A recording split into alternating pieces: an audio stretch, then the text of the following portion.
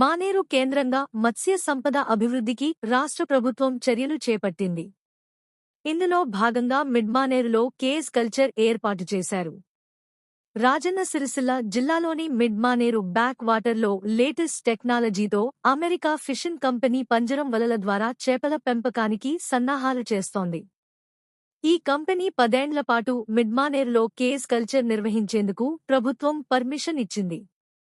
గత ప్రభుత్వం మిడ్మానేరు కేంద్రంగా అక్వా హాబ్ ఏర్పాటుకు నిర్ణయించింది. దీనికోసం 367 ఎకరాలు సేకరించింది.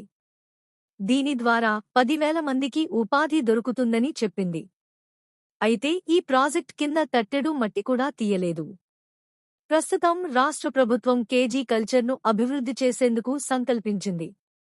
ఇప్పటికే ప్రయోగాత్మకంగా కేఎస్ కల్చర్ ద్వారా చేపల పెంపకానికి యూనిట్లు ఏర్పాటు చేస్తోంది.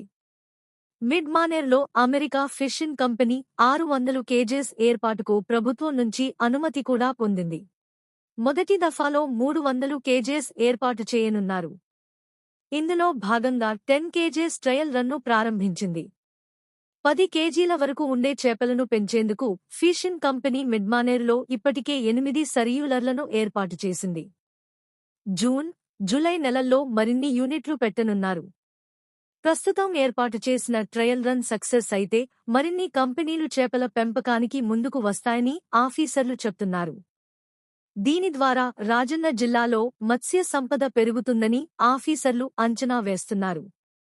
కేఎస్ కల్చర్లో తిలాపియా రకం చేపలు పెంచనున్నట్లు ఆఫీసర్లు చెబుతున్నారు. ఈ రకం 6 నెలల్లోనే పెరుగుతాయంటున్నారు.